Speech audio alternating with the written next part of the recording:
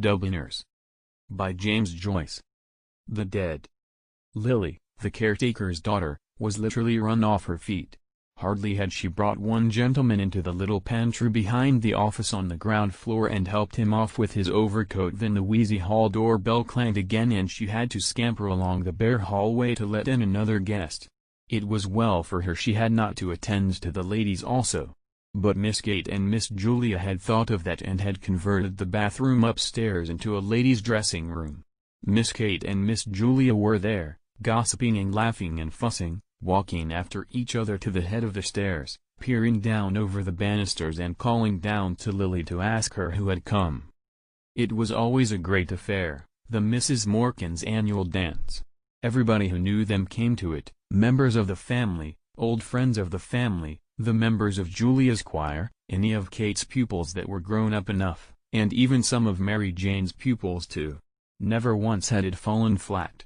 For years and years it had gone off in splendid style as long as anyone could remember, ever since Kate and Julia, after the death of their brother Pat, had left the house in Stony Batter and taken Mary Jane, their only niece, to live with them in the dark gaunt house on Usher's Island, the upper part of which they had rented from Mr. Fulham, the corn factor on the ground floor. That was a good 30 years ago if it was a day. Mary Jane, who was then a little girl in short clothes, was now the main prop of the household, for she had the organ in Haddington Road.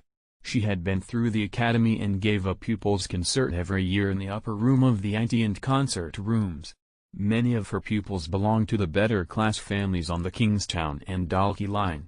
Old as they were, her aunts also did their share.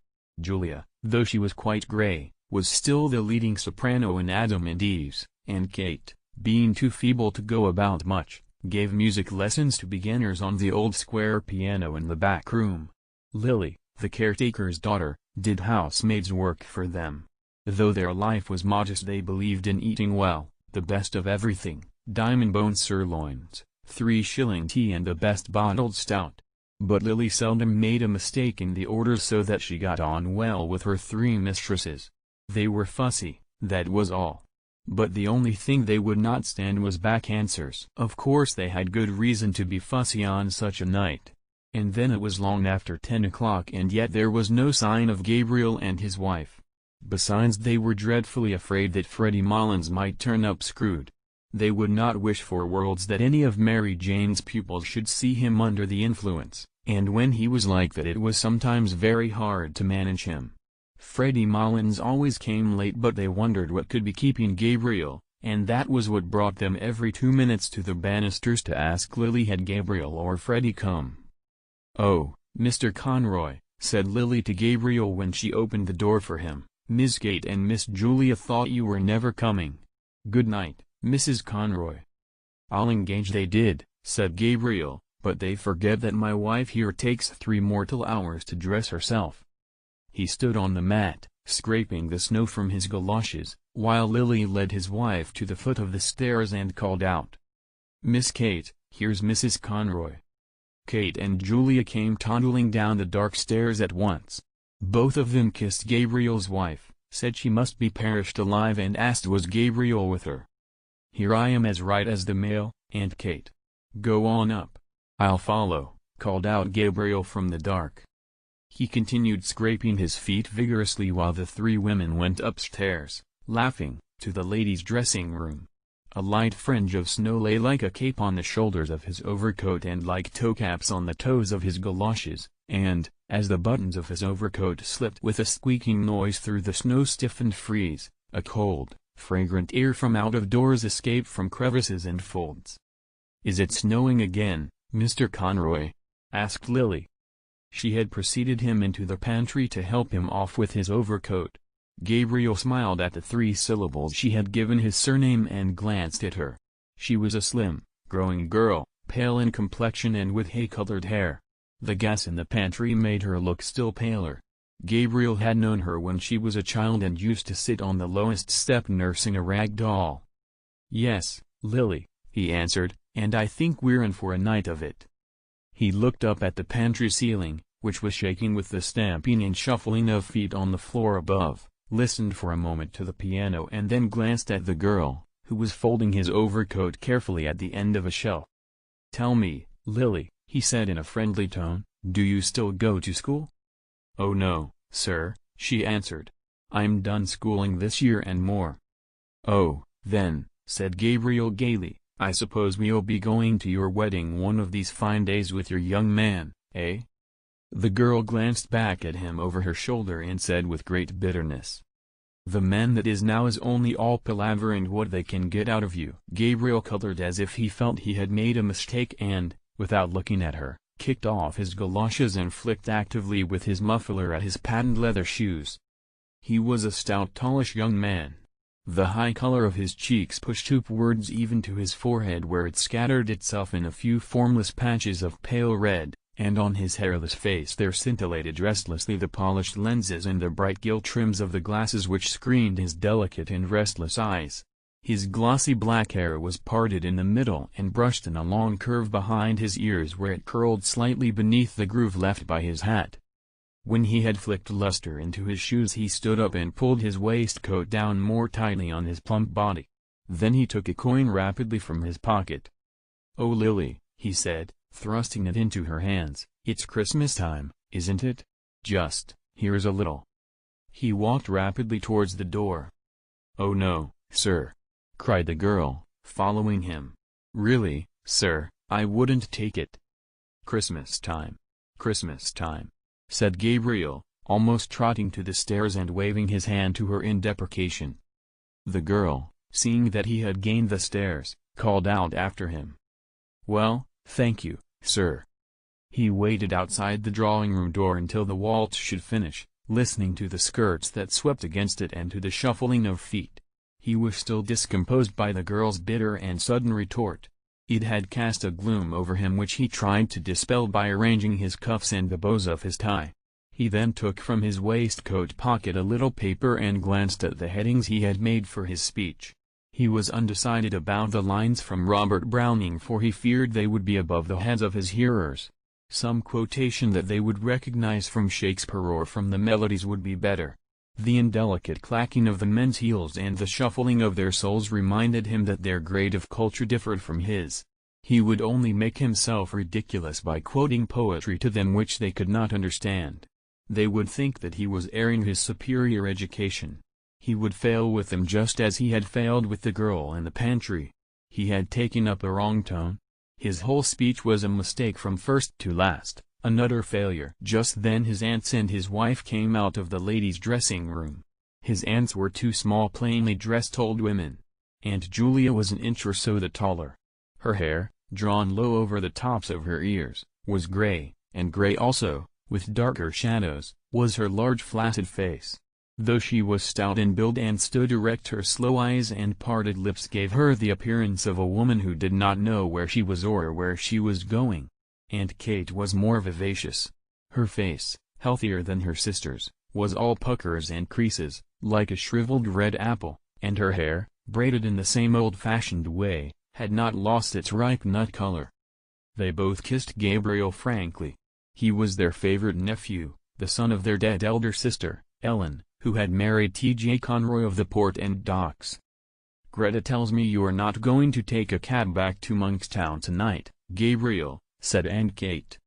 "No," said Gabriel, turning to his wife, "we had quite enough of that last year, hadn't we? Don't you remember, Aunt Kate, what a cold Greta got out of it? Cab windows rattling all the way, and the east wind blowing in after we passed Marion. Very jolly it was. Greta caught a dreadful cold." Aunt Kate frowned severely and nodded her head at every word. "Quite right, Gabriel, quite right," she said. "You can't be too careful." "But as for Greta there," said Gabriel, "she'd walk home in the snow if she were let." Mrs. Conroy laughed. "Don't mind him, Aunt Kate," she said. "He's really an awful bother, what with green shades for Tom's eyes at night and making him do the dumbbells, and forcing Eva to eat the stirabout. The poor child. And she simply hates the sight of it. Oh, but you'll never guess what he makes me wear now." She broke out into a peal of laughter and glanced at her husband, whose admiring and happy eyes had been wandering from her dress to her face and hair. The two aunts laughed heartily too, for Gabriel's solicitude was a standing joke with them. "Galoshes," said Mrs. Conroy. "That's the latest. Whenever it's wet underfoot I must put on my galoshes. Tonight even he wanted me to put them on, but I wouldn't. The next thing he'll buy me will be a diving suit." Gabriel laughed nervously and patted his tie reassuringly while Aunt Kate nearly doubled herself, so heartily did she enjoy the joke. The smile soon faded from Aunt Julia's face and her mirthless eyes were directed towards her nephew's face. After a pause she asked, "And what are galoshes, Gabriel?" "Galoshes, Julia!" exclaimed her sister. "Goodness me, don't you know what galoshes are? You wear them over your boots, Greta, isn't it?" "Yes," said Mrs. Conroy. "Gutta percha things. We both have a pair now. Gabriel says everyone wears them on the continent." "Oh, on the continent," murmured Aunt Julia, nodding her head slowly. Gabriel knitted his brows and said, as if he were slightly angered, "It's nothing very wonderful, but Greta thinks it very funny because she says the word reminds her of Christy minstrels." "But tell me, Gabriel," said Aunt Kate, with brisk tact. "Of course, you've seen about the room," Greta was saying. "Oh, the room is all right," replied Gabriel. "I've taken one in the Gresham." "To be sure," said Aunt Kate, "by far the best thing to do. And the children, Greta, you're not anxious about them?" "Oh, for one night," said Mrs. Conroy. "Besides, Bessie will look after them." "To be sure," said Aunt Kate again. "What a comfort it is to have a girl like that, one you can depend on. There's that Lily, I'm sure I don't know what has come over her lately. She's not the girl she was at all." Gabriel was about to ask his aunt some questions on this point, but she broke off suddenly to gaze after her sister, who had wandered down the stairs and was craning her neck over the banisters. "Now, I ask you," she said almost testily, "where is Julia going? Julia! Julia! Where are you going?" Julia, who had gone halfway down one flight, came back and announced blandly, "Here's Freddie." At the same moment a clapping of hands and a final flourish of the pianist told that the waltz had ended. The drawing-room door was opened from within and some couples came out. Aunt Kate drew Gabriel aside hurriedly and whispered into his ear, "Slip down, Gabriel, like a good fellow, and see if he's all right, and don't let him up if he's screwed. I'm sure he's screwed. I'm sure he is." Gabriel went to the stairs and listened over the banisters. He could hear two persons talking in the pantry. Then he recognized Freddie Mullins' laugh. He went down the stairs noisily. "It's such a relief," said Aunt Kate to Mrs. Conroy, "that Gabriel is here. I always feel easier in my mind when he's here. Julia, there's Miss Daly and Miss Power will take some refreshment. Thanks for your beautiful waltz, Miss Daly. It made lovely time." A tall wizen-faced man, with a stiff grizzled mustache and swarthy skin, who was passing out with his partner, said, "And may we have some refreshment, too, Miss Morkan?" "Julia," said Aunt Kate summarily, "and here's Mr. Brown and Miss Furlong. Take them in, Julia, with Miss Daly and Miss Power." "I'm the man for the ladies," said Mr. Brown, pursing his lips until his mustache bristled and smiling in all his wrinkles.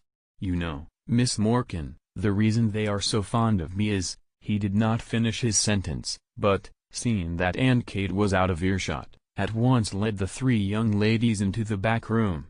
The middle of the room was occupied by two square tables placed end to end, and on these Aunt Julia and the caretaker were straightening and smoothing a large cloth. On the sideboard were arrayed dishes and plates, and glasses and bundles of knives and forks and spoons. The top of the closed square piano served also as a sideboard for viands and sweets. At a smaller sideboard in one corner two young men were standing, drinking hop bitters. Mr. Brown led his charges thither and invited them all, in jest, to some ladies' punch, hot, strong and sweet. As they said they never took anything strong, he opened 3 bottles of lemonade for them. Then he asked one of the young men to move aside, and, taking hold of the decanter, filled out for himself a goodly measure of whiskey. The young men eyed him respectfully while he took a trial sip. "God help me," he said, smiling, "it's the doctor's orders."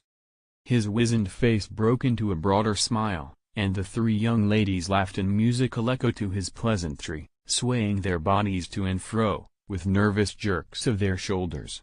The boldest said, "Oh, now, Mr. Brown, I'm sure the doctor never ordered anything of the kind."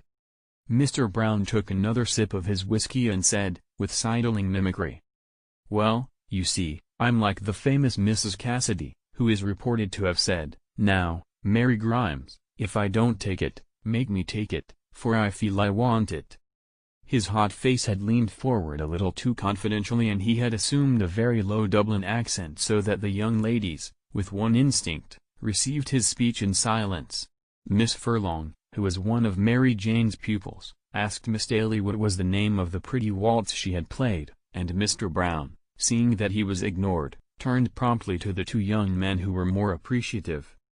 A red-faced young woman, dressed in pansy, came into the room, excitedly clapping her hands and crying, "Quadrilles! Quadrilles!" Close on her heels came Aunt Kate, crying, "Two gentlemen and three ladies, Mary Jane." "Oh, here's Mr. Bergen and Mr. Kerrigan," said Mary Jane. "Mr. Kerrigan, will you take Miss Power? Miss Furlong, may I get you a partner, Mr. Bergen?" "Oh, that'll just do now." "Three ladies, Mary Jane," said Aunt Kate. The two young gentlemen asked the ladies if they might have the pleasure, and Mary Jane turned to Miss Daly. "Oh, Miss Daly, you're really awfully good, after playing for the last two dances, but really we're so short of ladies tonight." "I don't mind in the least, Miss Morkan. But I've a nice partner for you, Mr. Bartell Darcy, the tenor. I'll get him to sing later on. All Dublin is raving about him." "Lovely voice, said Aunt Kate. As the piano had twice begun the prelude to the first figure, Mary Jane led her recruits quickly from the room. They had hardly gone when Aunt Julia wandered slowly into the room, looking behind her at something. "What is the matter, Julia?" asked Aunt Kate anxiously. "Who is it?" Julia, who was carrying in a column of table napkins, turned to her sister and said, simply, as if the question had surprised her, "It's only Freddie, Kate, and Gabriel with him." In fact, right behind her Gabriel could be seen piloting Freddie Mullins across the landing. The latter, a young man of about 40, was of Gabriel's size and build, with very round shoulders. His face was fleshy and pallid, touched with color only at the thick hanging lobes of his ears and at the wide wings of his nose. He had coarse features, a blunt nose, a convex and receding brow, tumid and protruded lips. His heavy-lidded eyes and the disorder of his scanty hair made him look sleepy. He was laughing heartily in a high key at a story which he had been telling Gabriel on the stairs and at the same time rubbing the knuckles of his left fist backwards and forwards into his left eye. "Good evening, Freddie," said Aunt Julia. Freddie Mullins bade the Misses Morkan good evening in what seemed an offhand fashion by reason of the habitual catch in his voice, and then, seeing that Mr. Brown was grinning at him from the sideboard, crossed the room on rather shaky legs and began to repeat in an undertone the story he had just told to Gabriel. "He's not so bad, is he?" said Aunt Kate to Gabriel. Gabriel's brows were dark, but he raised them quickly and answered, "Oh, no, hardly noticeable." "Now, isn't he a terrible fellow?" she said. "And his poor mother made him take the pledge on New Year's Eve. But come on, Gabriel, into the drawing-room." Before leaving the room with Gabriel she signaled to Mr. Brown by frowning and shaking her forefinger in warning to and fro. Mr. Brown nodded in answer and, when she had gone, said to Freddie Mullins, "Now, then, Teddy, I'm going to fill you out a good glass of lemonade just to buck you up." Freddie Mullins, who was nearing the climax of his story, waved the offer aside impatiently, but Mr. Brown, having first called Freddie Mullins' attention to a disarray in his dress, filled out and handed him a full glass of lemonade. Freddie Mullins' left hand accepted the glass mechanically, his right hand being engaged in the mechanical readjustment of his dress. Mr. Brown, whose face was once more wrinkling with mirth, poured out for himself a glass of whiskey while Freddie Mullins exploded, before he had well reached the climax of his story, in a kink of high-pitched bronchitic laughter and, setting down his untasted and overflowing glass, began to rub the knuckles of his left fist backwards and forwards into his left eye, repeating words of his last phrase as well as his fit of laughter would allow him. Gabriel could not listen while Mary Jane was playing her Academy piece, full of runs and difficult passages, to the hushed drawing room. He liked music, but the piece she was playing had no melody for him, and he doubted whether it had any melody for the other listeners, though they had begged Mary Jane to play something. 4 young men, who had come from the refreshment room to stand in the doorway at the sound of the piano, had gone away quietly in couples after a few minutes. The only persons who seemed to follow the music were Mary Jane herself, her hands racing along the keyboard or lifted from it at the pauses like those of a priestess in momentary imprecation, and Aunt Kate standing at her elbow to turn the page. Gabriel's eyes, irritated by the floor, which glittered with beeswax under the heavy chandelier, wandered to the wall above the piano. A picture of the balcony scene in _Romeo and Juliet hung there, and beside it was a picture of the 2 murdered princes in the tower which Aunt Julia had worked in red, blue and brown wools when she was a girl. Probably in the school they had gone to as girls that kind of work had been taught for 1 year. His mother had worked for him as a birthday present a waistcoat of purple tabinet, with little foxes' heads upon it, lined with brown satin and having round mulberry buttons. It was strange that his mother had had no musical talent, though Aunt Kate used to call her the brains carrier of the Morkan family. Both she and Julia had always seemed a little proud of their serious and matronly sister. Her photograph stood before the pierglass. She held an open book on her knees and was pointing out something in it to Constantine, who, dressed in a man-o'-war suit, lay at her feet. It was she who had chosen the name of her sons, for she was very sensible of the dignity of family life. Thanks to her, Constantine was now senior curate in Balbriggan, and, thanks to her, Gabriel himself had taken his degree in the Royal University. A shadow passed over his face as he remembered her sullen opposition to his marriage. Some slighting phrases she had used still rankled in his memory. She had once spoken of Greta as being country cute, and that was not true of Greta at all. It was Greta who had nursed her during all her last long illness in their house at Monkstown. He knew that Mary Jane must be near the end of her piece, for she was playing again the opening melody with runs of scales after every bar, and while he waited for the end the resentment died down in his heart. The piece ended with a trill of octaves in the treble and a final deep octave in the bass. Great applause greeted Mary Jane as, blushing and rolling up her music nervously, she escaped from the room. The most vigorous clapping came from the 4 young men in the doorway who had gone away to the refreshment room at the beginning of the piece but had come back when the piano had stopped. Lancers were arranged. Gabriel found himself partnered with Miss Ivor. She was a frank-mannered, talkative young lady, with a freckled face and prominent brown eyes. She did not wear a low-cut bodice, and the large brooch which was fixed in the front of her collar bore on it an Irish device and motto. When they had taken their places she said abruptly, "I have a crow to pluck with you." "With me?" said Gabriel. She nodded her head gravely. "What is it?" asked Gabriel, smiling at her solemn manner. "Who is G.C.?" answered Miss Ivor, turning her eyes upon him. Gabriel colored and was about to knit his brows, as if he did not understand, when she said bluntly, "Oh, innocent Amy. I have found out that you write for _the Daily Express _. Now, aren't you ashamed of yourself?" "Why should I be ashamed of myself?" asked Gabriel, blinking his eyes and trying to smile. "Well, I'm ashamed of you," said Miss Ivor frankly. "To say you'd write for a paper like that. I didn't think you were a West Briton." A look of perplexity appeared on Gabriel's face. It was true that he wrote a literary column every Wednesday in _the Daily Express _, for which he was paid 15 shillings. But that did not make him a West Briton surely. The books he received for review were almost more welcome than the paltry cheque. He loved to feel the covers and turn over the pages of newly printed books.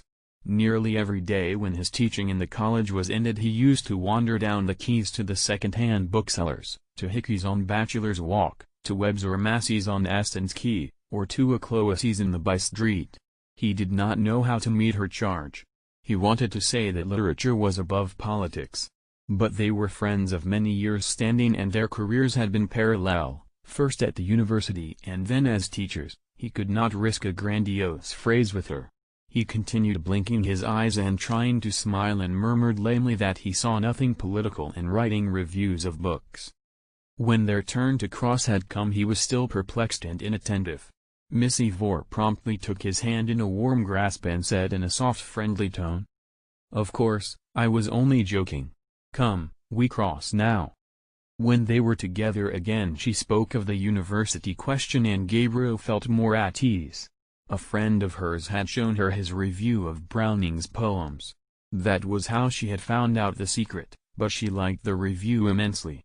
Then she said suddenly, "Oh, Mr. Conroy, will you come for an excursion to the Aran Isles this summer? We're going to stay there a whole month. It will be splendid out in the Atlantic. You ought to come. Mr. Clancy is coming, and Mr. Kilkelly and Kathleen Carney. It would be splendid for Greta too if she'd come. She's from Connaught, isn't she?" "Her people are," said Gabriel shortly. "But you will come, won't you?" said Miss Ivor, laying her warm hand eagerly on his arm. "The fact is," said Gabriel, "I have just arranged to go." "Go where?" asked Miss Ivor. "Well, you know, every year I go for a cycling tour with some fellows and so."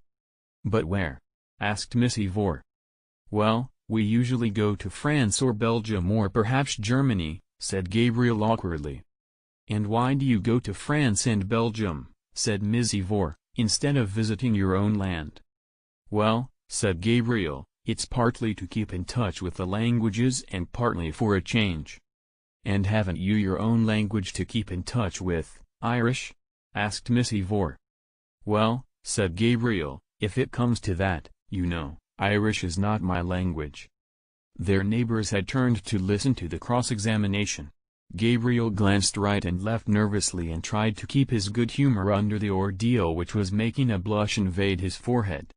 "And haven't you your own land to visit," continued Miss Ivor, "that you know nothing of, your own people, and your own country?" "Oh, to tell you the truth," retorted Gabriel suddenly, "I'm sick of my own country, sick of it." "Why?" asked Miss Ivor. Gabriel did not answer for his retort had heated him. "Why?" repeated Miss Ivor. They had to go visiting together and, as he had not answered her, Miss Ivor said warmly, "Of course, you've no answer." Gabriel tried to cover his agitation by taking part in the dance with great energy. He avoided her eyes for he had seen a sour expression on her face. But when they met in the long chain he was surprised to feel his hand firmly pressed. She looked at him from under her brows for a moment quizzically until he smiled. Then, just as the chain was about to start again, she stood on tiptoe and whispered into his ear. "West Britain." When the Lancers were over Gabriel went away to a remote corner of the room where Freddie Mullin's mother was sitting. She was a stout feeble old woman with white hair. Her voice had a catch in it like her son's and she stuttered slightly. She had been told that Freddie had come and that he was nearly all right. Gabriel asked her whether she had had a good crossing. She lived with her married daughter in Glasgow and came to Dublin on a visit once a year. She answered placidly that she had had a beautiful crossing and that the captain had been most attentive to her.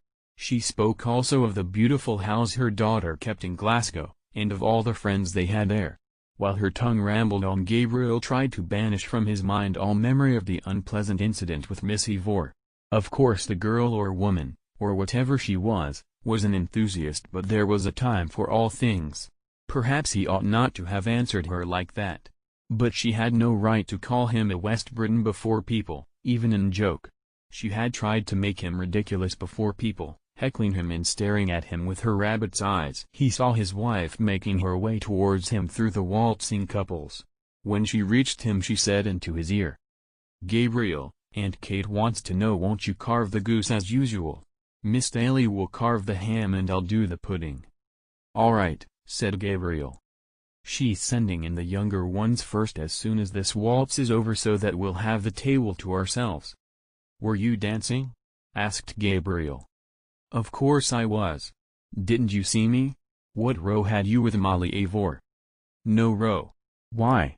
Did she say so?" "Something like that. I'm trying to get that Mr. Darcy to sing. He's full of conceit, I think." "There was no row," said Gabriel moodily, "only she wanted me to go for a trip to the west of Ireland and I said I wouldn't." His wife clasped her hands excitedly and gave a little jump. "Oh, do go, Gabriel," she cried. "I'd love to see Galway again." "You can go if you like," said Gabriel coldly. She looked at him for a moment, then turned to Mrs. Mullins and said, "There's a nice husband for you, Mrs. Mullins." While she was threading her way back across the room, Mrs. Mullins, without adverting to the interruption, went on to tell Gabriel what beautiful places there were in Scotland and beautiful scenery. Her son-in-law brought them every year to the lakes and they used to go fishing. Her son-in-law was a splendid fisher. One day he caught a beautiful big fish and the man in the hotel cooked it for their dinner. Gabriel hardly heard what she said. Now that supper was coming near he began to think again about his speech and about the quotation. When he saw Freddie Mullins coming across the room to visit his mother, Gabriel left the chair free for him and retired into the embrasure of the window. The room had already cleared and from the back room came the clatter of plates and knives. Those who still remained in the drawing-room seemed tired of dancing and were conversing quietly in little groups. Gabriel's warm trembling fingers tapped the cold pane of the window. How cool it must be outside! How pleasant it would be to walk out alone, first along by the river and then through the park. The snow would be lying on the branches of the trees and forming a bright cap on the top of the Wellington Monument. How much more pleasant it would be there than at the supper table. He ran over the headings of his speech: Irish hospitality, sad memories, the three graces, Paris, the quotation from Browning. He repeated to himself a phrase he had written in his review: "One feels that one is listening to a thought-tormented music." Miss Ivor had praised the review. Was she sincere? Had she really any life of her own behind all her propagandism? There had never been any ill feeling between them until that night. It unnerved him to think that she would be at the supper table, looking up at him while he spoke with her critical quizzing eyes. Perhaps she would not be sorry to see him fail in his speech. An idea came into his mind and gave him courage. He would say, alluding to Aunt Kate and Aunt Julia, "Ladies and gentlemen, the generation which is now on the wane among us may have had its faults, but for my part I think it had certain qualities of hospitality, of humor, of humanity, which the new and very serious and hyper-educated generation that is growing up around us seems to me to lack." Very good, that was one for Miss Ivor. What did he care that his aunts were only two ignorant old women? A murmur in the room attracted his attention. Mr. Brown was advancing from the door, gallantly escorting Aunt Julia, who leaned upon his arm, smiling and hanging her head. An irregular musketry of applause escorted her also as far as the piano, and then, as Mary Jane seated herself on the stool, and Aunt Julia, no longer smiling, half turned so as to pitch her voice fairly into the room, gradually ceased. Gabriel recognized the prelude. It was that of an old song of Aunt Julia's, arrayed for the bridal . Her voice, strong and clear in tone, attacked with great spirit the runs which embellished the air, and though she sang very rapidly she did not miss even the smallest of the grace notes. To follow the voice, without looking at the singer's face, was to feel and share the excitement of swift and secure flight. Gabriel applauded loudly with all the others at the close of the song, and loud applause was borne in from the invisible supper table. It sounded so genuine that a little color struggled into Aunt Julia's face as she bent to replace in the music stand the old leather-bound songbook that had her initials on the cover. Freddie Mullins, who had listened with his head perched sideways to hear her better, was still applauding when everyone else had ceased and talking animatedly to his mother, who nodded her head gravely and slowly in acquiescence. At last, when he could clap no more, he stood up suddenly and hurried across the room to Aunt Julia, whose hand he seized and held in both his hands, shaking it when words failed him or the catch in his voice proved too much for him. "I was just telling my mother," he said, "I never heard you sing so well, never. No, I never heard your voice so good as it is tonight. Now. Would you believe that now? That's the truth. Upon my word and honor, that's the truth. I never heard your voice sound so fresh and so clear and fresh, never." Aunt Julia smiled broadly and murmured something about compliments as she released her hand from his grasp. Mr. Brown extended his open hand towards her and said to those who were near him in the manner of a showman introducing a prodigy to an audience, "Miss Julia Morkan, my latest discovery." He was laughing very heartily at this himself when Freddie Mullins turned to him and said, "Well, Brown, if you're serious you might make a worse discovery. All I can say is I never heard her sing half so well as long as I am coming here. And that's the honest truth." "Neither did I," said Mr. Brown. "I think her voice has greatly improved." Aunt Julia shrugged her shoulders and said with meek pride, 30 years ago I hadn't a bad voice as voices go." "I often told Julia," said Aunt Kate emphatically, "that she was simply thrown away in that choir. But she never would be said by me." She turned as if to appeal to the good sense of the others against the refractory child while Aunt Julia gazed in front of her, a vague smile of reminiscence playing on her face. "No," continued Aunt Kate, "she wouldn't be said or led by anyone, slaving there in that choir night and day, 6 o'clock on Christmas morning. And all for what?" "Well, isn't it for the honor of God, Aunt Kate?" asked Mary Jane, twisting round on the piano stool and smiling. Aunt Kate turned fiercely on her niece and said, "I know all about the honor of God, Mary Jane, but I think it's not at all honorable for the Pope to turn out the women out of the choirs that have slaved there all their lives and put little whippersnappers of boys over their heads. I suppose it is for the good of the Church if the Pope does it. But it's not just, Mary Jane, and it's not right." She had worked herself into a passion and would have continued in defense of her sister for it was a sore subject with her, but Mary Jane, seeing that all the dancers had come back, intervened pacifically. "Now, Aunt Kate, you're giving scandal to Mr. Brown who is of the other persuasion." Aunt Kate turned to Mr. Brown, who was grinning at this allusion to his religion, and said hastily, "Oh, I don't question the Pope's being right. I'm only a stupid old woman and I wouldn't presume to do such a thing. But there's such a thing as common everyday politeness and gratitude. And if I were in Julia's place I'd tell that Father Healy straight up to his face." "And besides, Aunt Kate," said Mary Jane, "we really are all hungry, and when we are hungry we are all very quarrelsome." "And when we are thirsty we are also quarrelsome," added Mr. Brown. "So that we had better go to supper," said Mary Jane, "and finish the discussion afterwards." On the landing outside the drawing-room Gabriel found his wife and Mary Jane trying to persuade Miss Ivor to stay for supper. But Miss Ivor, who had put on her hat and was buttoning her cloak, would not stay. She did not feel in the least hungry and she had already overstayed her time. "But only for 10 minutes, Molly," said Mrs. Conroy. "That won't delay you." "To take a pick itself," said Mary Jane, "after all your dancing." "I really couldn't," said Miss Ivor. "I am afraid you didn't enjoy yourself at all," said Mary Jane hopelessly. "Ever so much, I assure you," said Miss Ivor, "but you really must let me run off now." "But how can you get home?" asked Mrs. Conroy. "Oh, it's only 2 steps up the quay." Gabriel hesitated a moment and said, "If you will allow me, Miss Ivor, I'll see you home if you are really obliged to go." But Miss Ivor broke away from them. "I won't hear of it," she cried. "For goodness sake go into your suppers and don't mind me. I'm quite well able to take care of myself." "Well, you're the comical girl, Molly," said Mrs. Conroy frankly. "Being naturalistic, cried Miss Ivor, with a laugh, as she ran down the staircase. Mary Jane gazed after her, a moody puzzled expression on her face, while Mrs. Conroy leaned over the banisters to listen for the hall door. Gabriel asked himself was he the cause of her abrupt departure. But she did not seem to be in ill humor, she had gone away laughing. He stared blankly down the staircase.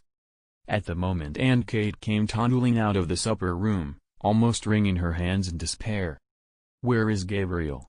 she cried. "Where on earth is Gabriel? There's everyone waiting in there, stage to let, and nobody to carve the goose." "Here I am, Aunt Kate," cried Gabriel, with sudden animation, "ready to carve a flock of geese, if necessary. A fat brown goose lay at one end of the table, and at the other end, on a bed of creased paper strewn with sprigs of parsley, lay a great ham, stripped of its outer skin and peppered over with crust crumbs, a neat paper frill round its shin, and beside this was a round of spiced beef. Between these rival ends ran parallel lines of side dishes, 2 little minsters of jelly, red and yellow, a shallow dish full of blocks of blancmange and red jam, a large green leaf-shaped dish with a stalk-shaped handle, on which lay bunches of purple raisins and peeled almonds, a companion dish on which lay a solid rectangle of Smyrna figs, a dish of custard topped with grated nutmeg, a small bowl full of chocolates and sweets wrapped in gold and silver papers, and a glass vase in which stood some tall celery stalks. In the center of the table there stood, as sentries to a fruit stand which upheld a pyramid of oranges and American apples, 2 squat old-fashioned decanters of cut glass, one containing port and the other dark sherry. On the closed square piano a pudding in a huge yellow dish lay in waiting, and behind it were 3 squads of bottles of stout and ale and minerals, drawn up according to the colors of their uniforms, the first 2 black, with brown and red labels, the third and smallest squad white, with transverse green sashes. Gabriel took his seat boldly at the head of the table and, having looked to the edge of the carver, plunged his fork firmly into the goose. He felt quite at ease now, for he was an expert carver and liked nothing better than to find himself at the head of a well-laden table. "Miss Furlong, what shall I send you?" he asked. "A wing or a slice of the breast?" "Just a small slice of the breast." "Miss Higgins, what for you?" "Oh, anything at all, Mr. Conroy." While Gabriel and Miss Daly exchanged plates of goose and plates of ham and spiced beef, Lily went from guest to guest with a dish of hot floury potatoes wrapped in a white napkin. This was Mary Jane's idea, and she had also suggested apple sauce for the goose, but Aunt Kate had said that plain roast goose without any apple sauce had always been good enough for her, and she hoped she might never eat worse. Mary Jane waited on her pupils and saw that they got the best slices, and Aunt Kate and Aunt Julia opened and carried across from the piano bottles of stout and ale for the gentlemen and bottles of minerals for the ladies. There was a great deal of confusion and laughter and noise, the noise of orders and counter-orders, of knives and forks, of corks and glass stoppers. Gabriel began to carve second helpings as soon as he had finished the first round without serving himself. Everyone protested loudly, so that he compromised by taking a long draught of stout, for he had found the carving hot work. Mary Jane settled down quietly to her supper, but Aunt Kate and Aunt Julia were still toddling round the table, walking on each other's heels, getting in each other's way and giving each other unheeded orders. Mr. Brown begged of them to sit down and eat their suppers, and so did Gabriel, but they said they were time enough, so that, at last, Freddie Mullins stood up and, capturing Aunt Kate, plumped her down on her chair amid general laughter. When everyone had been well served, Gabriel said, smiling, "Now, if anyone wants a little more of what vulgar people call stuffing, let him or her speak." A chorus of voices invited him to begin his own supper, and Lily came forward with 3 potatoes which she had reserved for him. "Very well," said Gabriel amiably, as he took another preparatory draught. "Kindly forget my existence, ladies and gentlemen, for a few minutes." He set to his supper and took no part in the conversation with which the table covered Lily's removal of the plates. The subject of talk was the opera company which was then at the Theatre Royal. Mr. Bartell D'Arcy, the tenor, a dark-complexioned young man with a smart mustache, praised very highly the leading contralto of the company, but Miss Furlong thought she had a rather vulgar style of production. Freddie Mullins said there was a Negro chieftain singing in the second part of the Gaiety pantomime who had one of the finest tenor voices he had ever heard. "Have you heard him?" he asked Mr. Bartell D'Arcy across the table. "No," answered Mr. Bartell D'Arcy carelessly. "Because," Freddie Mullins explained, "now I'd be curious to hear your opinion of him. I think he has a grand voice." "It takes steady to find out the really good things," said Mr. Brown familiarly to the table. "And why couldn't he have a voice too?" asked Freddie Mullins sharply. "Is it because he's only a black?" Nobody answered this question, and Mary Jane led the table back to the legitimate opera. One of her pupils had given her a pass for _mignon_. Of course it was very fine, she said, but it made her think of poor Georgina Burns. Mr. Brown could go back farther still, to the old Italian companies that used to come to Dublin, Titchens, Il Montemerska, Campanini, the great Trubelli, Giini, Ravelli, Aramburo. Those were the days, he said, when there was something like singing to be heard in Dublin.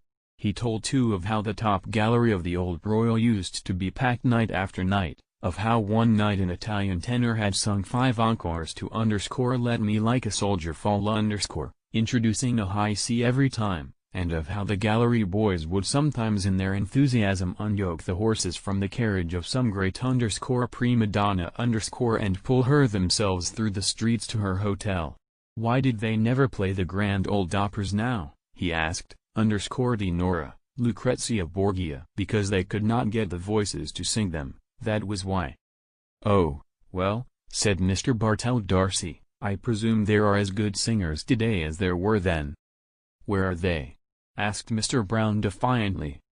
In London, Paris, Milan, said Mr. Bartell D'Arcy warmly. I suppose Caruso, for example, is quite as good, if not better than any of the men you have mentioned. Maybe so, said Mr. Brown. But I may tell you I doubt it strongly. Oh, I'd give anything to hear Caruso sing, said Mary Jane. For me, said Aunt Kate, who had been picking a bone, there was only one tenor. To please me, I mean. But I suppose none of you ever heard of him. Who is he, Miss Morkan? Asked Mr. Bartell D'Arcy politely. His name, said Aunt Kate, was Parkinson. I heard him when he was in his prime and I think he had then the purest tenor voice that was ever put into a man's throat. Strange, said Mr. Bartell D'Arcy. I never even heard of him. Yes, Miss Morkan is right, said Mr. Brown. I remember hearing of old Parkinson but he's too far back for me. A beautiful pure sweet mellow English tenor, said Aunt Kate with enthusiasm. Gabriel having finished, the huge pudding was transferred to the table. The clatter of forks and spoons began again. Gabriel's wife served out spoonfuls of the pudding and passed the plates down the table. Midway down they were held up by Mary Jane, who replenished them with raspberry or orange jelly or with blancmange and jam. The pudding was of Aunt Julia's making and she received praises for it from all quarters. She herself said that it was not quite brown enough. Well, I hope, Miss Morkan, said Mr. Brown, that I'm brown enough for you because, you know, I'm all brown. All the gentlemen, except Gabriel, ate some of the pudding out of compliment to Aunt Julia. As Gabriel never ate sweets the celery had been left for him. Freddie Mullins also took a stalk of celery and ate it with his pudding. He had been told that celery was a capital thing for the blood and he was just then under doctor's care. Mrs. Mullins, who had been silent all through the supper, said that her son was going down to Mount Melleray in a week or so. The table then spoke of Mount Melleray, how bracing the air was down there, how hospitable the monks were and how they never asked for a penny piece from their guests. And you mean to say, asked Mr. Brown incredulously, that a chap can go down there and put up there as if it were a hotel and live on the fat of the land and then come away without paying anything? Oh, most people give some donation to the monastery when they leave, said Mary Jane. I wish we had an institution like that in our church, said Mr. Brown candidly. He was astonished to hear that the monks never spoke, got up at 2 in the morning and slept in their coffins. He asked what they did it for. That's the rule of the order, said Aunt Kate firmly. Yes, but why? Asked Mr. Brown. Aunt Kate repeated that it was the rule, that was all.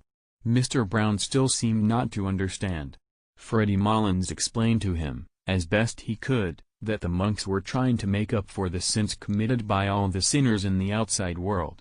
The explanation was not very clear for Mr. Brown grinned and said, I like that idea very much, but wouldn't a comfortable spring bed do them as well as a coffin? The coffin, said Mary Jane, is to remind them of their last end. As the subject had grown lugubrious it was buried in a silence of the table during which Mrs. Mullins could be heard saying to her neighbor in an indistinct undertone, They are very good men, the monks, very pious men.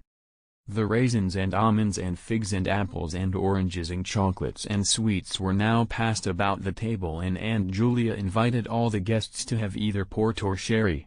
At first Mr. Bartell D'Arcy refused to take either, but one of his neighbors nudged him and whispered something to him, upon which he allowed his glass to be filled. Gradually, as the last glasses were being filled, the conversation ceased. A pause followed, broken only by the noise of the wine and by unsettlings of chairs. The Misses Morkan, all three, looked down at the tablecloth. Someone coughed once or twice, and then a few gentlemen patted the table gently as a signal for silence. The silence came and Gabriel pushed back his chair. The patting at once grew louder in encouragement and then ceased altogether. Gabriel leaned his 10 trembling fingers on the tablecloth and smiled nervously at the company. Meeting a row of upturned faces, he raised his eyes to the chandelier. The piano was playing a waltz tune and he could hear the skirts sweeping against the drawing-room door. People, perhaps, were standing in the snow on the quay outside, gazing up at the lighted windows and listening to the waltz music. The air was pure there. In the distance lay the park where the trees were weighted with snow. The Wellington Monument wore a gleaming cap of snow that flashed westward over the white field of 15 acres. He began.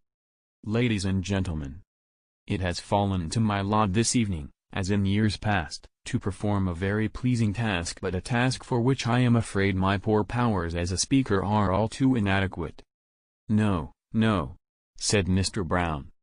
"But, however that may be, I can only ask you tonight to take the will for the deed and to lend me your attention for a few moments while I endeavor to express to you in words what my feelings are on this occasion.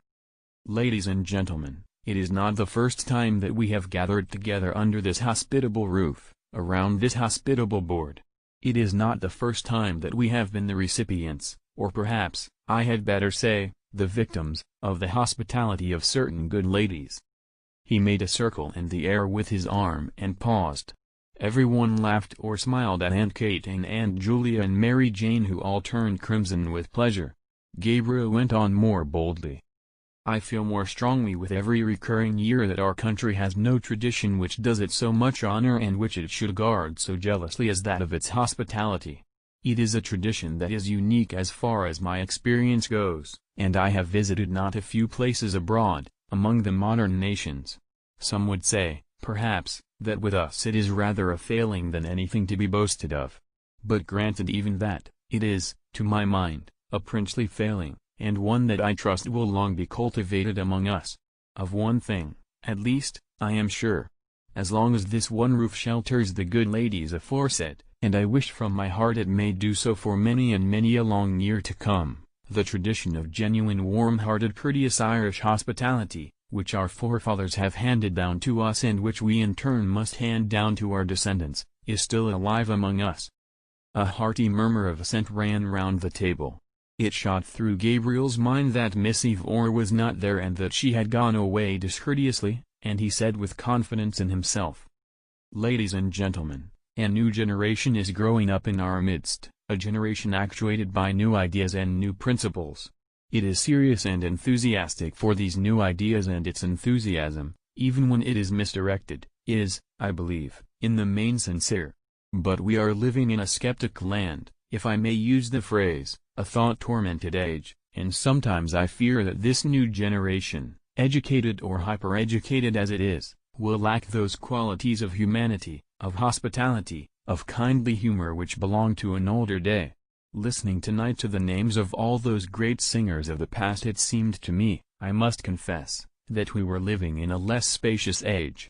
Those days might, without exaggeration, be called spacious days, and if they are gone beyond recall, let us hope, at least, that in gatherings such as this we shall still speak of them with pride and affection, still cherish in our hearts the memory of those dead and gone great ones whose fame the world will not willingly let die."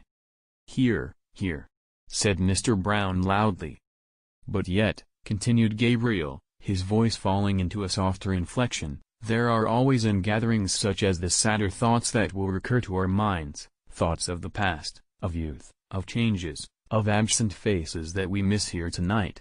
Our path through life is strewn with many such sad memories, and were we to brood upon them always we could not find the heart to go on bravely with our work among the living. We have all of us living duties and living affections which claim, and rightly claim, our strenuous endeavors. Therefore, I will not linger on the past. I will not let any gloomy moralizing intrude upon us here tonight. Here we are gathered together for a brief moment from the bustle and rush of our everyday routine. We are met here as friends, in the spirit of good fellowship, as colleagues, also to a certain extent, in the true spirit of camaraderie and as the guests of, what shall I call them? The three graces of the Dublin musical world. The table burst into applause and laughter at this allusion. Aunt Julia vainly asked each of her neighbors in turn to tell her what Gabriel had said. "He says we are the three graces, Aunt Julia," said Mary Jane. Aunt Julia did not understand, but she looked up, smiling, at Gabriel, who continued in the same vein. "Ladies and gentlemen, I will not attempt to play tonight the part that Paris played on another occasion. I will not attempt to choose between them. The task would be an invidious one and one beyond my poor powers. For when I view them in turn, whether it be our chief hostess herself, whose good heart, whose too good heart, has become a byword with all who know her, or her sister, who seems to be gifted with perennial youth and whose singing must have been a surprise and a revelation to us all tonight, or, last but not least, when I consider our youngest hostess, talented, cheerful, hard-working and the best of nieces, I confess, ladies and gentlemen, that I do not know to which of them I should award the prize." Gabriel glanced down at his aunt's and, seeing the large smile on Aunt Julia's face and the tears which had risen to Aunt Kate's eyes, hastened to his close. He raised his glass of port gallantly, while every member of the company fingered a glass expectantly, and said loudly, "Let us toast them all three together. Let us drink to their health, wealth, long life, happiness and prosperity, and may they long continue to hold the proud and self-won position which they hold in their profession and the position of honor and affection which they hold in our hearts." All the guests stood up, glass in hand, and turning towards the three seated ladies, sang in unison, with Mr. Brown as leader: "For they are jolly gay fellows, for they are jolly gay fellows, for they are jolly gay fellows, which nobody can deny." Aunt Kate was making frank use of her handkerchief and even Aunt Julia seemed moved. Freddie Mullins beat time with his pudding fork and the singers turned towards one another, as if in melodious conference, while they sang with emphasis: "Unless he tells a lie, unless he tells a lie." Then, turning once more towards their hostesses, they sang: "For they are jolly gay fellows, for they are jolly gay fellows, for they are jolly gay fellows, which nobody can deny." The acclamation which followed was taken up beyond the door of the supper-room by many of the other guests and renewed time after time, Freddie Mullins acting as officer with his fork on high. The piercing morning air came into the hall where they were standing so that Aunt Kate said, "Close the door, somebody. Mrs. Mullins will get her death of cold." "Brown is out there, Aunt Kate," said Mary Jane. "Brown is everywhere," said Aunt Kate, lowering her voice. Mary Jane laughed at her tone. "Really," she said archly, "he is very attentive." "He has been laid on hair like the gas," said Aunt Kate in the same tone, "all during the Christmas." She laughed herself this time good-humoredly and then added quickly, "But tell him to come in, Mary Jane, and close the door. I hope to goodness he didn't hear me." At that moment the hall door was opened and Mr. Brown came in from the doorstep, laughing as if his heart would break. He was dressed in a long green overcoat with mock astrakhan cuffs and collar and wore on his head an oval fur cap. He pointed down the snow-covered quay from where the sound of shrill prolonged whistling was borne in. "Teddy will have all the cabs in Dublin out," he said. Gabriel advanced from the little pantry behind the office, struggling into his overcoat and, looking round the hall, said, "Greta not down yet?" "She's getting on her things, Gabriel," said Aunt Kate. "Who's playing up there?" asked Gabriel. "Nobody. They're all gone." "Oh no, Aunt Kate," said Mary Jane. "Bartell D'Arcy and Miss O'Callaghan aren't gone yet." "Someone is fooling at the piano anyhow," said Gabriel. Mary Jane glanced at Gabriel and Mr. Brown and said with a shiver, It makes me feel cold to look at you two gentlemen muffled up like that. I wouldn't like to face your journey home at this hour." "I'd like nothing better this minute," said Mr. Brown stoutly, "than a rattling fine walk in the country or a fast drive with a good spanking goer between the shafts." "We used to have a very good horse and trap at home," said Aunt Julia sadly. "The never-to-be-forgotten Johnny," said Mary Jane, laughing. Aunt Kate and Gabriel laughed too. "Why, what was wonderful about Johnny?" asked Mr. Brown. "The late lamented Patrick Morkan, our grandfather, that is," explained Gabriel, commonly known in his later years as the old gentleman, was a glue boiler. "Oh now, Gabriel," said Aunt Kate, laughing, "he had a starch mill."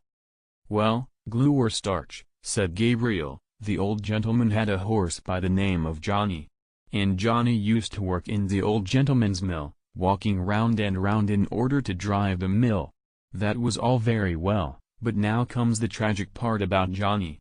One fine day the old gentleman thought he'd like to drive out with the quality to a military review in the park." "The Lord have mercy on his soul," said Aunt Kate compassionately. "Amen," said Gabriel. "So the old gentleman, as I said, harnessed Johnny and put on his very best tall hat and his very best stock collar and drove out in grand style from his ancestral mansion somewhere near Back Lane, I think." Everyone laughed, even Mrs. Mullins, at Gabriel's manner, and Aunt Kate said, "Oh now, Gabriel, he didn't live in Back Lane, really. Only the mill was there." "Out from the mansion of his forefathers," continued Gabriel, "he drove with Johnny. And everything went on beautifully until Johnny came in sight of King Billy's statue, and whether he fell in love with the horse King Billy sits on or whether he thought he was back again in the mill, anyhow he began to walk round the statue." Gabriel paced in a circle round the hall in his galoshes amid the laughter of the others. "Round and round he went," said Gabriel, "and the old gentleman, who was a very pompous old gentleman, was highly indignant." "Go on, sir. What do you mean, sir?" Johnny. Most extraordinary conduct. Can't understand the horse." The peal of laughter which followed Gabriel's imitation of the incident was interrupted by a resounding knock at the hall door. Mary Jane ran to open it and let in Freddie Mullins. Freddie Mullins, with his hat well back on his head and his shoulders humped with cold, was puffing and steaming after his exertions. "I could only get one cab," he said. "Oh, we'll find another along the quay," said Gabriel. "Yes," said Aunt Kate. "Better not keep Mrs. Mullins standing in the draft."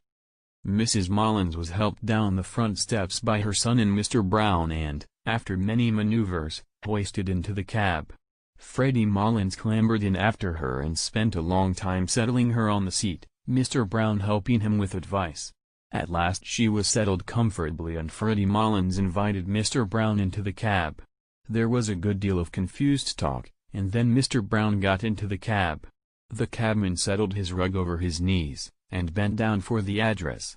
The confusion grew greater and the cabman was directed differently by Freddie Mullins and Mr. Brown, each of whom had his head out through a window of the cab. The difficulty was to know where to drop Mr. Brown along the route, and Aunt Kate, Aunt Julia and Mary Jane helped the discussion from the doorstep with cross-directions and contradictions and abundance of laughter. As for Freddie Mullins, he was speechless with laughter. He popped his head in and out of the window every moment to the great danger of his hat, and told his mother how the discussion was progressing, till at last Mr. Brown shouted to the bewildered cabman above the din of everybody's laughter, "Do you know Trinity College?" "Yes, sir," said the cabman. "Well, drive bang up against Trinity College gates," said Mr. Brown, "and then we'll tell you where to go. You understand now?" "Yes, sir," said the cabman. "Make like a bird for Trinity College." "Right, sir," said the cabman. The horse was whipped up and the cab rattled off along the quay amid a chorus of laughter and adieus. Gabriel had not gone to the door with the others. He was in a dark part of the hall gazing up the staircase. A woman was standing near the top of the first flight, in the shadow also. He could not see her face but he could see the terracotta and salmon pink panels of her skirt which the shadow made appear black and white. It was his wife. She was leaning on the banisters, listening to something. Gabriel was surprised at her stillness and strained his ear to listen also. But he could hear little save the noise of laughter and dispute on the front steps, a few chords struck on the piano and a few notes of a man's voice singing. He stood still in the gloom of the hall, trying to catch the air that the voice was singing and gazing up at his wife. There was grace and mystery in her attitude as if she were a symbol of something. He asked himself, what is a woman standing on the stairs in the shadow, listening to distant music, a symbol of? If he were a painter he would paint her in that attitude. Her blue felt hat would show off the bronze of her hair against the darkness, and the dark panels of her skirt would show off the light ones. Distant music he would call the picture if he were a painter. The hall door was closed, and Kate, Aunt Julia and Mary Jane came down the hall, still laughing. "Well, isn't Ferdy terrible?" said Mary Jane. "He's really terrible." Gabriel said nothing but pointed up the stairs towards where his wife was standing. Now that the hall door was closed the voice and the piano could be heard more clearly. Gabriel held up his hand for them to be silent. The song seemed to be in the old Irish tonality and the singer seemed uncertain both of his words and of his voice. The voice, made plaintive by distance and by the singer's hoarseness, faintly illuminated the cadence of the air with words expressing grief. "Oh, the rain falls on my heavy locks and the dew wets my skin, my babe lies cold." "Oh," exclaimed Mary Jane. "It's Bartell D'Arcy singing and he wouldn't sing all the night. Oh, I'll get him to sing a song before he goes." "Oh do, Mary Jane," said Aunt Kate. Mary Jane brushed past the others and ran to the staircase, but before she reached it the singing stopped and the piano was closed abruptly. "Oh, what a pity!" she cried. "Is he coming down, Greta?" Gabriel heard his wife answer yes and saw her come down towards them. A few steps behind her were Mr. Bartell D'Arcy and Miss O'Callaghan. "Oh, Mr. Darcy," cried Mary Jane, "it's downright mean of you to break off like that when we were all in raptures listening to you." "I have been at him all the evening," said Miss O'Callaghan, "and Mrs. Conroy too, and he told us he had a dreadful cold and couldn't sing." "Oh, Mr. Darcy," said Aunt Kate, "now that was a great fib to tell." "Can't you see that I'm as hoarse as a crow?" said Mr. Darcy roughly. He went into the pantry hastily and put on his overcoat. The others, taken aback by his rude speech, could find nothing to say. Aunt Kate wrinkled her brows and made signs to the others to drop the subject. Mr. Darcy stood swathing his neck carefully and frowning. "It's the weather," said Aunt Julia, after a pause. "Yes, everybody has colds," said Aunt Kate readily, "everybody." "They say," said Mary Jane, "we haven't had snow like it for 30 years, and I read this morning in the newspapers that the snow is general all over Ireland." "I love the look of snow," said Aunt Julia sadly. "So do I," said Miss O'Callaghan. "I think Christmas is never really Christmas unless we have the snow on the ground." "But poor Mr. Darcy doesn't like the snow," said Aunt Kate, smiling. Mr. Darcy came from the pantry, fully swathed and buttoned, and in a repentant tone told them the history of his cold. Everyone gave him advice and said it was a great pity and urged him to be very careful of his throat and the night air. Gabriel watched his wife, who did not join in the conversation. She was standing right under the dusty fanlight and the flame of the gas lit up the rich bronze of her hair, which he had seen her drying at the fire a few days before. She was in the same attitude and seemed unaware of the talk about her. At last she turned towards them and Gabriel saw that there was color on her cheeks and that her eyes were shining. A sudden tide of joy went leaping out of his heart. "Mr. Darcy," she said, "what is the name of that song you were singing?" "It's called _The Lass of Aughrim_," said Mr. Darcy, "but I couldn't remember it properly." "Why? Do you know it?" "The Lass of Aughrim_," she repeated. "I couldn't think of the name." "It's a very nice air," said Mary Jane. "I'm sorry you were not in voice tonight." "Now, Mary Jane," said Aunt Kate, "don't annoy Mr. Darcy." "I won't have him annoyed." Seeing that all were ready to start she shepherded them to the door, where good night was said. "Well, good night, Aunt Kate, and thanks for the pleasant evening." "Good night, Gabriel." "Good night, Greta." Good night, Aunt Kate, and thanks ever so much. Good night, Aunt Julia. Oh, good night, Greta, I didn't see you. Good night, Mr. Darcy. Good night, Miss O'Callaghan. Good night, Miss Morkan. Good night, again. Good night, all. Safe home. Good night. Good night. The morning was still dark. A dull yellow light brooded over the houses and the river, and the sky seemed to be descending. It was slushy underfoot, and only streaks and patches of snow lay on the roofs, on the parapets of the quay and on the area railings. The lamps were still burning redly in the murky air and, across the river, the palace of the Four Courts stood out menacingly against the heavy sky. She was walking on before him with Mr. Bartell Darcy, her shoes in a brown parcel tucked under one arm and her hands holding her skirt up from the slush. She had no longer any grace of attitude, but Gabriel's eyes were still bright with happiness. The blood went bounding along his veins, and the thoughts went rioting through his brain, proud, joyful, tender, valorous. She was walking on before him so lightly and so erect that he longed to run after her noiselessly, catch her by the shoulders and say something foolish and affectionate into her ear. She seemed to him so frail that he longed to defend her against something and then to be alone with her. Moments of their secret life together burst like stars upon his memory. A heliotrope envelope was lying beside his breakfast cup and he was caressing it with his hand. Birds were twittering in the ivy and the sunny web of the curtain was shimmering along the floor. He could not eat for happiness. They were standing on the crowded platform and he was placing a ticket inside the warm palm of her glove.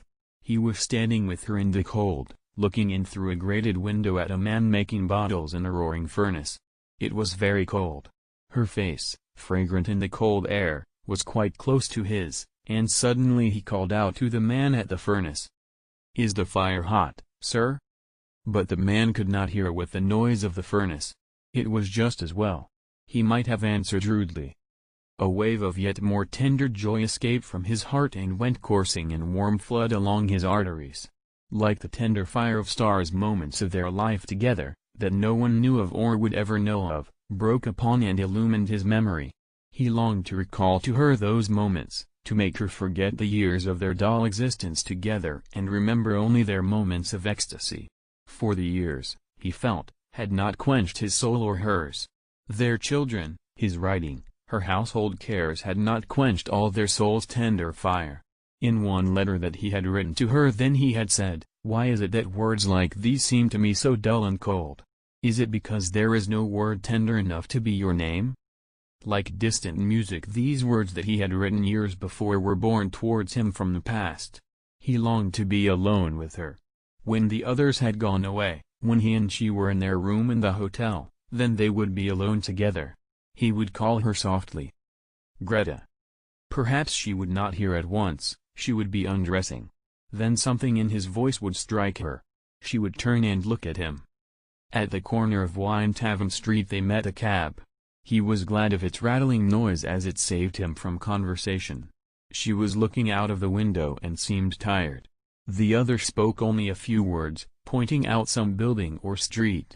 The horse galloped along wearily under the murky morning sky, dragging his old rattling box after his heels, and Gabriel was again in a cab with her, galloping to catch the boat, galloping to their honeymoon. As the cab drove across O'Connell Bridge, Miss O'Callaghan said, "They say you never cross O'Connell Bridge without seeing a white horse." "I see a white man this time," said Gabriel. "Where?"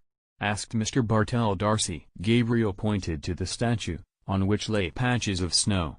Then he nodded familiarly to it and waved his hand. "Good night, Dan," he said gaily. When the cab drew up before the hotel, Gabriel jumped out and, in spite of Mr. Bartell Darcy's protest, paid the driver. He gave the man a shilling over his fare. The man saluted and said, "A prosperous New Year to you, sir." "The same to you," said Gabriel cordially. She leaned for a moment on his arm in getting out of the cab and while standing at the curbstone, bidding the others good night. She leaned lightly on his arm, as lightly as when she had danced with him a few hours before. He had felt proud and happy then, happy that she was his, proud of her grace and wifely carriage. But now, After the kindling again of so many memories, the first touch of her body, musical and strange and perfumed, sent through him a keen pang of lust. Under cover of her silence he pressed her arm closely to his side, and, as they stood at the hotel door, he felt that they had escaped from their lives and duties, escaped from home and friends and run away together with wild and radiant hearts to a new adventure. An old man was dozing in a great hooded chair in the hall. He lit a candle in the office and went before them to the stairs. They followed him in silence, their feet falling in soft thuds on the thickly carpeted stairs. She mounted the stairs behind the porter, her head bowed in the ascent, her frail shoulders curved as with a burden, her skirt girt tightly about her. He could have flung his arms about her hips and held her still, for his arms were trembling with desire to seize her, and only the stress of his nails against the palms of his hands held the wild impulse of his body in check. The porter halted on the stairs to settle his guttering candle. They halted too on the steps below him. In the silence Gabriel could hear the falling of the molten wax into the tray and the thumping of his own heart against his ribs. The porter led them along a corridor and opened a door. Then he set his unstable candle down on a toilet table and asked at what hour they were to be called in the morning. 8, said Gabriel. The porter pointed to the tap of the electric light and began a muttered apology, but Gabriel cut him short. We don't want any light. We have light enough from the street. And I say, he added, pointing to the candle, you might remove that handsome article, like a good man. The porter took up his candle again, but slowly, for he was surprised by such a novel idea. Then he mumbled good night and went out. Gabriel shot the lock to. A ghostly light from the street lamp lay in a long shaft from one window to the door. Gabriel threw his overcoat and hat on a couch and crossed the room towards the window. He looked down into the street in order that his emotion might calm a little. Then he turned and leaned against a chest of drawers with his back to the light. She had taken off her hat and cloak and was standing before a large swinging mirror, unhooking her waist. Gabriel paused for a few moments, watching her, and then said, Greta. She turned away from the mirror slowly and walked along the shaft of light towards him. Her face looked so serious and weary that the words would not pass Gabriel's lips. No, it was not the moment yet. You looked tired, he said. I am a little, she answered. You don't feel ill or weak? No, tired, that's all. She went on to the window and stood there, looking out. Gabriel waited again, and then, fearing that diffidence was about to conquer him, he said abruptly. By the way, Greta. What is it? You know that poor fellow Mullins? He said quickly. Yes. What about him? Well, poor fellow, he's a decent sort of chap after all, continued Gabriel in a false voice. He gave me back that sovereign I lent him, and I didn't expect it, really. It's a pity he wouldn't keep away from that Brown, because he's not a bad fellow, really. He was trembling now with annoyance. Why did she seem so abstracted? He did not know how he could begin. Was she annoyed, too, about something? If she would only turn to him or come to him of her own accord. To take her as she was would be brutal. No, he must see some ardor in her eyes first. He longed to be master of her strange mood. When did you lend him the £1? She asked, after a pause. Gabriel strove to restrain himself from breaking out into brutal language about the sottish Mullins and his £1. He longed to cry to her from his soul, to crush her body against his, to overmaster her. But he said, oh, at Christmas, when he opened that little Christmas card shop in Henry Street. He was in such a fever of rage and desire that he did not hear her come from the window. She stood before him for an instant, looking at him strangely. Then, suddenly raising herself on tiptoe and resting her hands lightly on his shoulders, she kissed him. You are a very generous person, Gabriel, she said. Gabriel, trembling with delight at her sudden kiss and at the quaintness of her phrase, put his hands on her hair and began smoothing it back, scarcely touching it with his fingers. The washing had made it fine and brilliant. His heart was brimming over with happiness. Just when he was wishing for it she had come to him of her own accord. Perhaps her thoughts had been running with his. Perhaps she had felt the impetuous desire that was in him, and then the yielding mood had come upon her.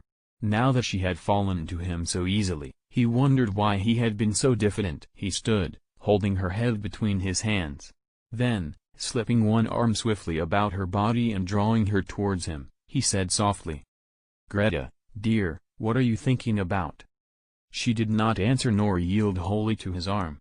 He said again, softly, "Tell me what it is, Greta. I think I know what is the matter. Do I know?" She did not answer at once. Then she said in an outburst of tears, "Oh, I am thinking about that song, the lass of Aughrim. She broke loose from him and ran to the bed and, throwing her arms across the bed rail, hid her face. Gabriel stood stock-still for a moment in astonishment and then followed her. As he passed in the way of the cheval glass he caught sight of himself in full length, his broad, well-filled shirt front, the face whose expression always puzzled him when he saw it in a mirror, and his glimmering gilt-trimmed eyeglasses. He halted a few paces from her and said, "What about the song? Why does that make you cry?"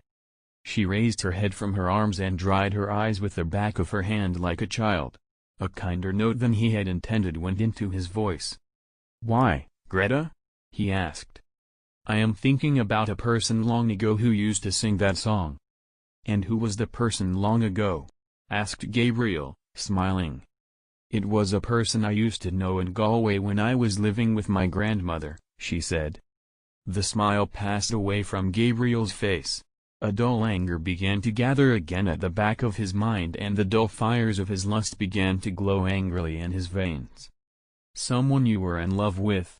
he asked ironically. "It was a young boy I used to know," she answered, "named Michael Fury.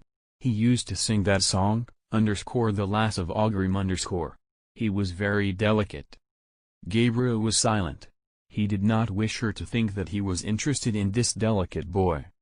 "I can see him so plainly," she said after a moment. "Such eyes as he had, big, dark eyes. And such an expression in them, an expression." "Oh, then, you were in love with him?" said Gabriel. "I used to go out walking with him," she said, "when I was in Galway." A thought flew across Gabriel's mind. "Perhaps that was why you wanted to go to Galway with that Ivor girl," he said coldly. She looked at him and asked in surprise, "What for?" Her eyes made Gabriel feel awkward. He shrugged his shoulders and said, "How do I know? To see him, perhaps." She looked away from him along the shaft of light towards the window, in silence. "He is dead," she said at length. "He died when he was only 17. Isn't it a terrible thing to die so young as that?" "What was he?" asked Gabriel, still ironically. "He was in the gasworks," she said. Gabriel felt humiliated by the failure of his irony and by the evocation of this figure from the dead, a boy in the gasworks. While he had been full of memories of their secret life together, full of tenderness and joy and desire, she had been comparing him in her mind with another. A shameful consciousness of his own person assailed him. He saw himself as a ludicrous figure, acting as a penny boy for his aunt, a nervous, well-meaning sentimentalist, orating to vulgarians and idealizing his own clownish lusts, the pitiable fatuous fellow he had caught a glimpse of in the mirror. Instinctively he turned his back more to the light lest she might see the shame that burned upon his forehead. He tried to keep up his tone of cold interrogation, but his voice when he spoke was humble and indifferent. "I suppose you were in love with this Michael Fury, Greta," he said. "I was great with him at that time," she said. Her voice was veiled and sad. Gabriel, feeling now how vain it would be to try to lead her whither he had purposed, caressed one of her hands and said, also sadly, "And what did he die of so young, Greta? Consumption, was it?" "I think he died for me," she answered. A vague terror seized Gabriel at this answer, as if, at that hour when he had hoped to triumph, some impalpable and vindictive being was coming against him, gathering forces against him in its vague world. But he shook himself free of it with an effort of reason and continued to caress her hand. He did not question her again, for he felt that she would tell him of herself. Her hand was warm and moist. It did not respond to his touch, but he continued to caress it just as he had caressed her first letter to him that spring morning. It was in the winter, she said, "about the beginning of the winter when I was going to leave my grandmother's and come up here to the convent. And he was ill at the time in his lodgings in Galway and wouldn't be let out, and his people in Oughterard were written to. He was in decline, they said, or something like that. I never knew rightly." She paused for a moment and sighed. "Poor fellow," she said. "He was very fond of me, and he was such a gentle boy. We used to go out together, walking, you know, Gabriel, like the way they do in the country. He was going to study singing only for his health. He had a very good voice, poor Michael Fury." "Well, and then?" asked Gabriel. "And then when it came to the time for me to leave Galway and come up to the convent he was much worse and I wouldn't be let see him, so I wrote him a letter saying I was going up to Dublin and would be back in the summer and hoping he would be better then." She paused for a moment to get her voice under control and then went on. "Then the night before I left I was in my grandmother's house in Nuns Island, packing up, and I heard gravel thrown up against the window. The window was so wet I couldn't see, so I ran downstairs as I was and slipped out the back into the garden, and there was the poor fellow at the end of the garden, shivering." "And did you not tell him to go back?" asked Gabriel. "I implored of him to go home at once and told him he would get his death in the rain. But he said he did not want to live. I can see his eyes as well. He was standing at the end of the wall where there was a tree." "And did he go home?" asked Gabriel. "Yes, he went home. And when I was only a week in the convent he died, and he was buried in Oughterard where his people came from. Oh, the day I heard that he was dead." She stopped, choking with sobs and, overcome by emotion, flung herself face downward on the bed, sobbing in the quilt. Gabriel held her hand for a moment longer, irresolutely, and then, shy of intruding on her grief, let it fall gently and walked quietly to the window. She was fast asleep.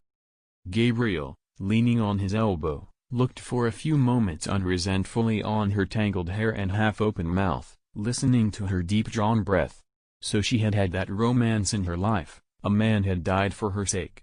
It hardly pained him now to think how poor a part he, her husband, had played in her life. He watched her while she slept as though he and she had never lived together as man and wife. His curious eyes rested long upon her face and on her hair, and, as he thought of what she must have been then, in that time of her first girlish beauty, a strange, friendly pity for her entered his soul. He did not like to say even to himself that her face was no longer beautiful, but he knew that it was no longer the face for which Michael Fury had braved death.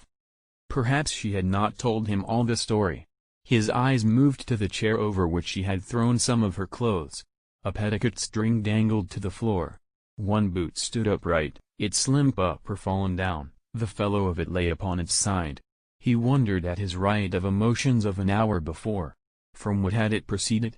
From his aunt's supper, from his own foolish speech, from the wine and dancing, the merrymaking when saying good night in the hall, the pleasure of the walk along the river in the snow. Poor Aunt Julia! She, too, would soon be a shade with the shade of Patrick Morkan and his horse. He had caught that haggard look upon her face for a moment when she was singing _raid for the bridal _. Soon, perhaps, he would be sitting in that same drawing-room, dressed in black, his silk hat on his knees. The blinds would be drawn down and Aunt Kate would be sitting beside him, crying and blowing her nose and telling him how Julia had died. He would cast about in his mind for some words that might console her, and would find only lame and useless ones. Yes, that would happen very soon. The air of the room chilled his shoulders. He stretched himself cautiously along under the sheets and lay down beside his wife. One by one they were all becoming shades. Better pass boldly into that other world, in the full glory of some passion, than fade and wither dismally with age. He thought of how she who lay beside him had locked in her heart for so many years that image of her lover's eyes when he had told her that he did not wish to live. Generous tears filled Gabriel's eyes. He had never felt like that himself towards any woman, but he knew that such a feeling must be love. The tears gathered more thickly in his eyes, and in the partial darkness he imagined he saw the form of a young man standing under a dripping tree. Other forms were near. His soul had approached that region where dwell the vast hosts of the dead. He was conscious of, but could not apprehend, their wayward and flickering existence. His own identity was fading out into a gray impalpable world, the solid world itself which these dead had one time reared and lived in was dissolving and dwindling. A few light taps upon the pane made him turn to the window. It had begun to snow again. He watched sleepily the flakes, silver and dark, falling obliquely against the lamplight. The time had come for him to set out on his journey westward. Yes, the newspapers were right, snow was general all over Ireland. It was falling on every part of the dark central plain, on the treeless hills, falling softly upon the bog of Allen and, farther westward, softly falling into the dark mutinous Shannon waves. It was falling, too, upon every part of the lonely churchyard on the hill where Michael Fury lay buried. It lay thickly drifted on the crooked crosses and headstones, on the spears of the little gate, on the barren thorns. His soul swooned slowly as he heard the snow falling faintly through the universe and faintly falling, like the descent of their last end, upon all the living and the dead. The end.